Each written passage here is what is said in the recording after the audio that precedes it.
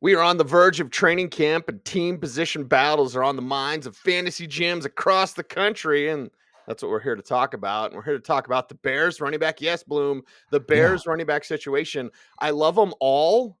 I guess I could collect them all, Yeah. but you can't play them all.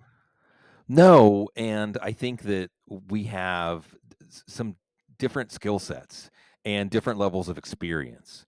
So Khalil Herbert's going first in drafts, and he should be going first in drafts. Out of these three running backs, he's had the best track record of success. He's the most explosive back out of the three, I think, and he's going to likely lead the team in carries, barring injury, assuming he plays up to his previous level.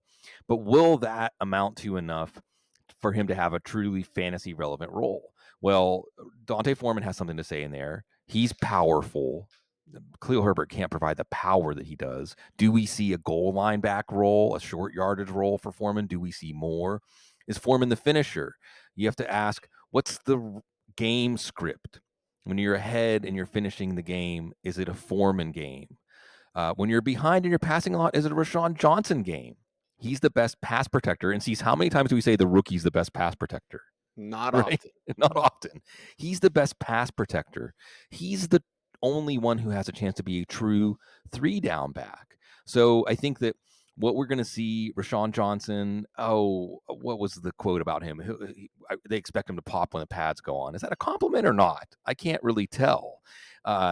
This is one of those things where we want to see if Johnson is earning trust. We know with the running backs, trust for rookie running backs and coaches is a big part of how much work they can get.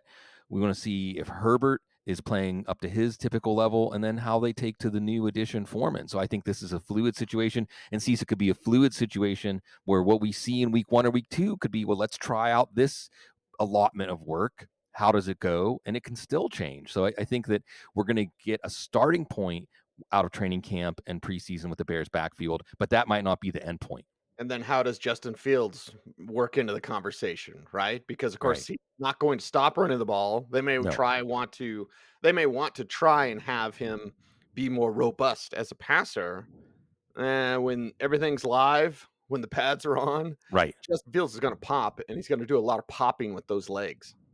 Yeah, and Cease, I think you're right. Like, just as a tangent on this, is how much can Fields progress as a passer in year 2? We saw in year 2 as a starter, Jalen Hurts really blossom as a starter.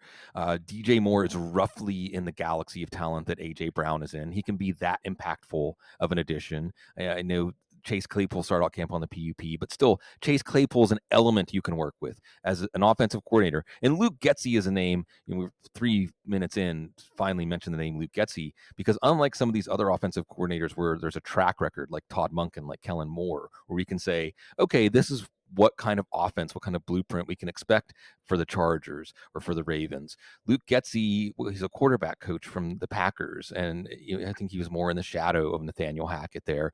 And this is his chance to come out of that shadow and use these really interesting elements they have there. Darnell Mooney coming back from injury. So you have a deep threat. You have a speedy, big slot, maybe even like a gadget guy in Chase Claypool. And then DJ Moore, who by all accounts sounds like he's emerging as the number one with that relationship, which is why they went out and got him in that big trade with Carolina. So if Justin Fields, he doesn't even have to get to league average passer, right? If he just gets out of the basement, if this passing game just becomes functional, and remember, the Eagles passing game, not robust in the first year that Jalen Hurts was the starter. Not at all. And nobody expected the leap that they made last year. Chicago doesn't need to make that kind of leap for Justin Fields to be one of the biggest hits in fantasy drafts this year. Yeah, Justin Fields could be the number one fantasy quarterback if things. He doesn't even have to hit full peak potential. That's the deal with Chicago. 2 things, Bloom. You mentioned Nathaniel Hackett's shadow. I was like, huh, that's a sizable shadow. Yeah. Homeboys wearing t-shirts in the pool. And, and then I did that maybe when I was in like 5th grade, maybe. Right. You get to that point sometimes. And then you said something about nobody expected that leap. I would say maybe Howie Roseman did. Yeah. And I love Jalen Hurts. Howie. We're 5 minutes into the show, and I'm already professing my love for Howie Roseman. Yeah. Hey, he passed on Justin Jefferson for Jalen Reagor, so we all have bad days. Right. Bad day at the office, that's for sure. What about the office when it's in Tampa Bay? Now, I brought up this idea off air, Bloom, and you're like, what competition? at running back. And that's exactly my point. Like, Yeah. what competition Yeah. between Rashad White and Keyshawn Johnson? It's not really there. But here's the thing. Do they take a look at Rashad White, who's Sure. getting some praise, and then do they take a look at Keyshawn John? Do they just go like to Keyshawn Vaughn? Do they go, hey, who else is out there? Is Mhm. actually the Mhm. competition for Tampa Bay not even on their roster right now? Right, right. I think that Cease, and I think that this is something important to keep in mind as training camp is getting underway, because we had the first wave of free agency swept away by all these different moves, all these different things. Second wave of free agency, interesting. Third wave of free agency was like drip, drip, drip. Why is that? Because a lot of teams, I think, once they get past the draft, they want to see what they have in camp first. The first week or two of camp is really to see what they have. And then, and who are the names? Same names: Ezekiel Elliott, Leonard Fournette, Kareem Hunt. I don't know if Fournette's going to go back to Tampa. But the point is, there are veteran, reliable running backs out there. We just saw Melvin Gordon get signed in Baltimore. Right. So these are backs that, I mean, we're not conspiracy theorists when we say if a team signs a veteran running back, it's because they think they need a veteran running back. We bring up New England, right? So I think Tampa absolutely is a team that could look at the young running backs they have, the inexperienced running backs they have, and then there's a question also of, I don't want to say tanking. Teams don't tank, right? But is there a possibility that you look at what you have and you say, well, let's just run it out. Let's see what we have in these guys, because we're not really playing to win in the short term when Baker Mayfield or Kyle Trask is your quarterback. You're looking ahead. So I think there's a lot of questions here. I'm going to mention the name Sean Tucker, not just because he's Syracuse Orange, but because he is a talent. See, where did Keyshawn Vaughn go in the draft? Like fourth round? Yeah. Rashad White, third round. Yeah. If Sean Tucker didn't have this heart issue or this medical issue, what level talent is Sean Tucker? Oh, second round at least. Second round, third round, Yeah. So Sean Tucker's a really interesting guy to watch here as somebody who could maybe make them say, we don't need a veteran running back. But it's all questions, and where it all the rubber meets the road for your fantasy draft is Rashad White's going to be available in the 6th or 7th round. Rashad White and James Conner are your referendum on touches by default. Do you spend a pick at 6th or 7th round? It's not that high of a pick on touches by default. With Conner and White, I mean, if they play 15, 16, 17 games, and we know that's a taller order for Conner than it is for White, then they're going to deliver value on ADP unless we see Tampa bring in a veteran, and then everything changes. Yeah, well, it brings up strategy, as my man Bugs Bunny would say, is like about your running back a plan in your Right. draft. You Right. could wait until the 6th round and get the guy that gets most of the touches, Yeah. which is Rashad White. Mm-hmm. And the thing is, and this is what's vexing about fantasy football, Rashad White could be a very inefficient back. He could continue to average, I don't know what his yards per carry was. They don't even care about yards per carry anymore. 3 point whatever. Right. He could continue to be part of an offense, or I shouldn't say continue, because Tampa's offense was okay last year with Tom Brady. He could be part of an offense where he scores 4 or 5 touchdowns all year. That's it. And he still could be a massive hit as a 6th or 7th round pick because Trask and Mayfield are just checking down to him. Because he's going to get 80 or 90 catches. And in PPR leagues, if you get 220, 250 carries and 70, 80, 90 catches, it doesn't matter what you do with those. It doesn't matter how many touchdowns you score. It doesn't matter what your yards per carry are. You're going to be a success in fantasy football. Well, how often did we go through this offseason and we're like, Kadarius Toney, one of the most regular drum beats this entire offseason was, wow, Kadarius Toney's going to get hurt.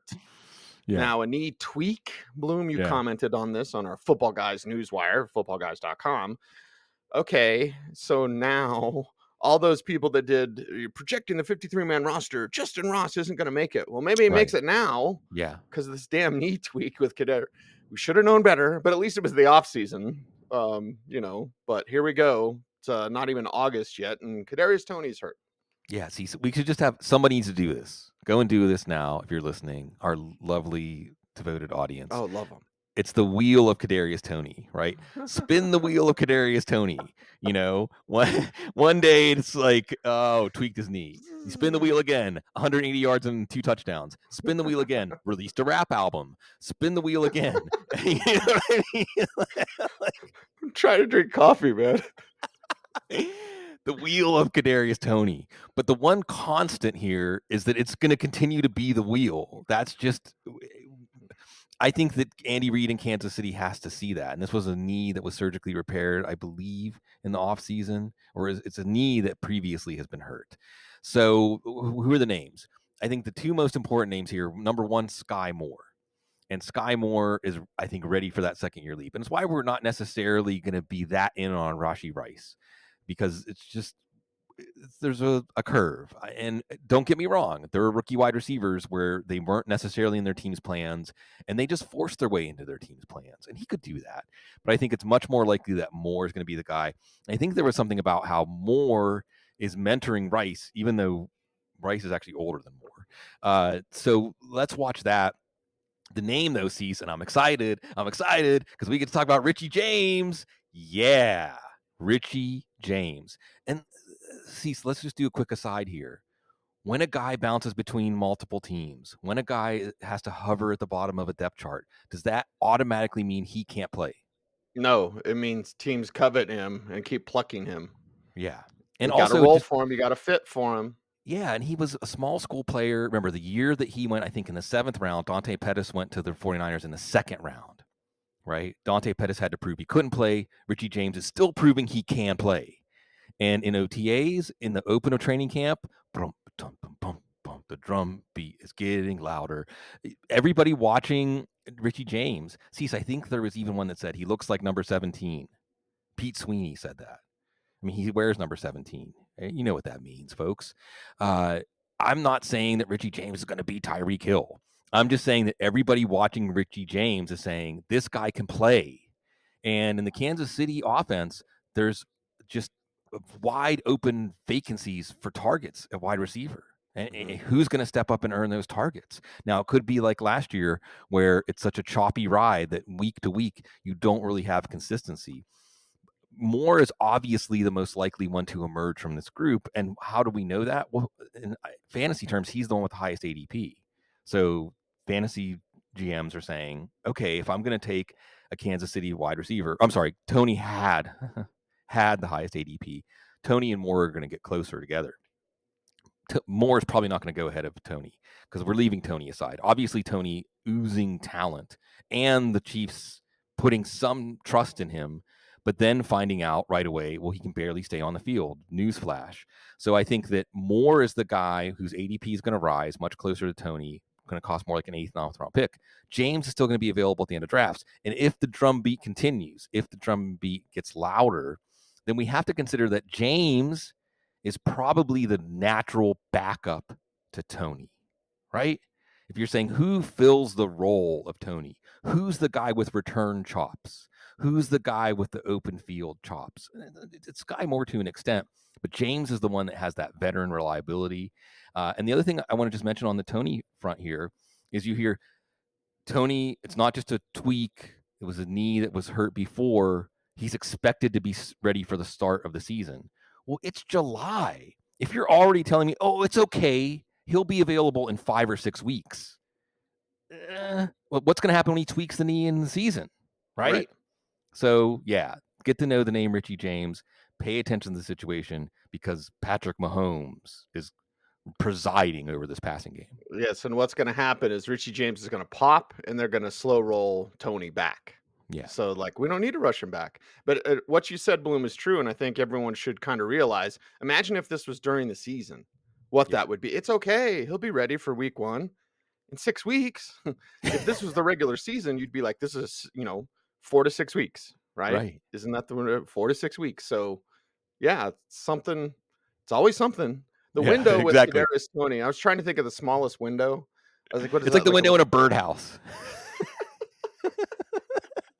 I was gonna say one of those German clocks, that hang Oh on the yeah, cuckoo wall. clock. Yeah, cuckoo clock. So you got a little window, See, tiny little window. see, Cuckoo. it's here's the Kadarius Toney. It's like you want to have him on your team when the cuckoo Kadarius Toney Right, touchdown, and then right. then the clock goes back in the house and the clock continues to turn. Yep, and then you didn't forget to wind the acorn things on the bottom, so now your clock Yeah, see doesn't work. wheels, clocks, circles, Time, universe, consciousness, universe. everybody, thoughts, emotions, and actions. Don't get me started. I'll get real crunchy real fast. Maybe I could hang out with Josh Jacobs because he's not in Las Vegas. So, where in the world is Josh Jacobs? Well, I know he's not in Vegas. He says he won't be there for a while, which means get Zamir White, everybody. Yeah, yeah, yeah. This is part of that larger exploitative running back market. See, can I just say, I don't usually do this, okay? Can I just say that we have been talking about the running back market on this show for months Hmm. before all of a sudden everybody was talking about it? Right. And this is not any new development, really. We did see Saquon Barkley sign a deal, basically got some of it as a signing bonus to help the team's cap, I guess, and got some incentives. And then there's Josh Jacobs. I want to handle Barkley quickly because what was really interesting is Tank Williams. Remember Tank Williams? He's on Twitter. I mean, Tank's an analyst now. And Tank said, I wonder if Saquon Barkley is going to have a soft tissue injury in week 1. Hmm. And immediately people, as we're talking about this on, can I call it Twitter? Is that okay? Uh, they're saying, well, this is Lamar Jackson, right? This is Lamar Jackson last year, right? Now, maybe it's a little different for a quarterback than a running back, because you would argue that because remember, the Ravens were like, well, we kind of expected him to be ready for the playoff game. We don't really know. Remember Lamar Jackson just came out and said, hey, I'm not going to be playing in the playoff game. Everybody love you. Go Ravens. Now, as a quarterback, you might be able to leverage that a little better than as a running back. But, Tank is saying, and this is the player's perspective, folks. This is the player's perspective. Because what I saw, Cease, was, Saquon Barkley signed his contract, holdout's over. His ADP is going to go back up into the first round. He should be the third running back off the board. I invested a lot of my best ball shares. I bought the dip. Everything's good. And then enter Tank Williams saying, I wonder if Saquon Barkley's going to play through injuries this year. I don't know about that.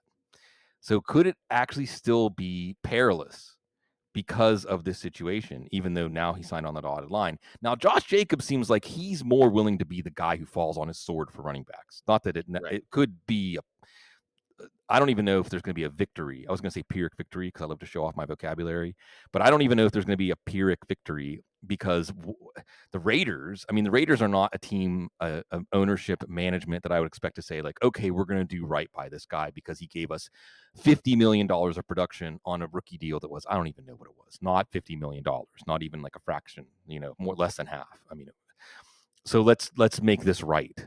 The Tom Pelissero reporting. Love Tom Pelissero. He said he Audible doesn't. alum. Yeah, Audible alum. Yeah, he follows me. Am I allowed to say that? Anyway, he said he doesn't expect to be back anytime soon or something like that. And see, who's that coming from? Who gave Tom Pelissero those words? The agent. The agent. Yeah, the Yeah. agent. Right, the agent. So the agent's putting out there that he doesn't plan on coming back anytime soon.